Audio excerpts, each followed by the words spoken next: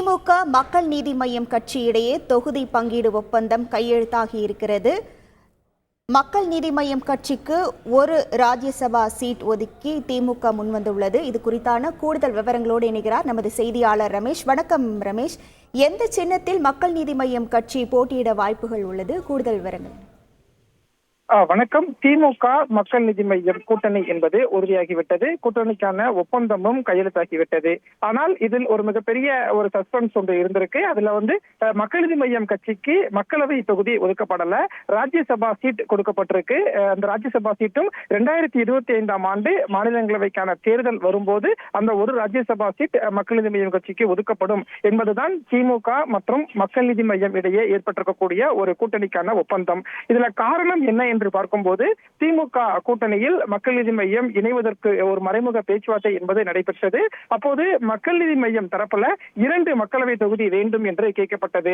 ஆனால் திமுக தரப்புல ஒரு மக்களவை தொகுதி மட்டுமே ஒதுக்குவதற்கு முன்வந்ததால் அந்த ஒரு மக்களவை தொகுதியை வாங்குவதற்கு கமலஹாசன் சம்மதம் தெரிவிக்கவில்லை. இதனால் கூட்டணியில் ஒரு இழுபறி என்பது நீடித்துக் கொண்டே இருந்தது.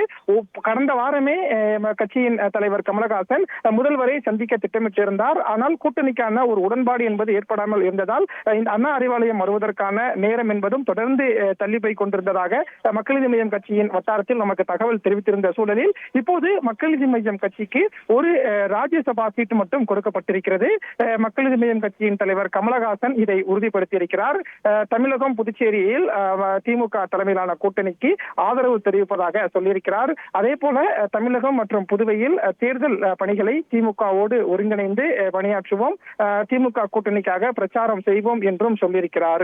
அந்த ஒரு ராஜ்யசபா சீட்டை பொறுத்தவரைக்கும் 2025ஆம் ஆண்டு மக்கள் நீதி மய்யம் கட்சிக்கு ஒதுக்கப்பட இருக்கிறது. ராஜ்யசபா சீட்டு பொறுத்தவரைக்கும் அதுல கமலஹாசன் தான் போட்டியிடுவதற்கான வாய்ப்பு அதிகமாக இருக்கிறது. கமலஹாசன் பொறுத்தவரைக்கும் ராஜ்யசபா எம்பியாக மாறுவதற்கான வாய்ப்பு அதிகம் இருக்கிறது என்பதே கட்சியின் வட்டார தகவலாக இருக்கிறது. இப்படியாக திமுக மக்கள் நீதி மய்யம் கூட்டணி உறுதியாகிவிட்ட நிலையில் மக்கள் நீதி மய்யம் கட்சிக்கு ஒரு ராஜ்யசபா சீட் மட்டும் கொடுக்கப்பட்டிருக்கிறது. இதுல காரணம் என்ன என்று நாம மக்கள் நீதி மய்யம் வட்டாரத்தில் விசாரிச்ச போது சின்னம் ஒரு காரணமாக இருந்திருக்கிறது. குறிப்பாக திமுக கூட்டணியில் மக்கள் நீதி மய்யம் கட்சியை பொறுத்த வரைக்கும் கோவை மக்களவை தொகுதியை கேட்டிருந்தாங்க. ஆனா கோவை மக்கள் நீதி மய்யம் போட்டியிட வேண்டும் என்றால் உதயசூரியன் சின்னத்துல போட்டியிட வேண்டும் என்ற ஒரு வலியுறுத்தல் என்பது திமுக தலைமையிடம் வந்ததாக சொல்லப்படுகிறது. அதனாலேயே மக்களவை தொகுதியை வாங்காமல் ராஜ்யசபா சீட்டுக்கு திமுக சம்மதம் தெரிவித்திருப்பதாக சொல்லப்படுகிறது. இப்படியாக நாடாளுமன்ற தேர்தலில் மக்கள் நீதி மய்யம் மக்களவை தொகுதியில் போட்டியிடவில்லை. மக்கள் நீதி மய்யம் கட்சிக்கு ராஜ்யசபா சீட் ஒதுக்கப்பட்டிருக்கிறது. திமுக மக்கள் நீதி மய்யம் இடையே தொகுதி உடன்பாடு ஒப்பந்தம் என்பதும் கையெழுத்தாகியிருக்கிறது. உங்கள் முழு விவரங்களுக்கு நன்றி ரமேஷ். செய்திகளை உடனுக்குடன் தெரிந்து கொள்ள உடனே சப்ஸ்கிரைப் பண்ணுங்க.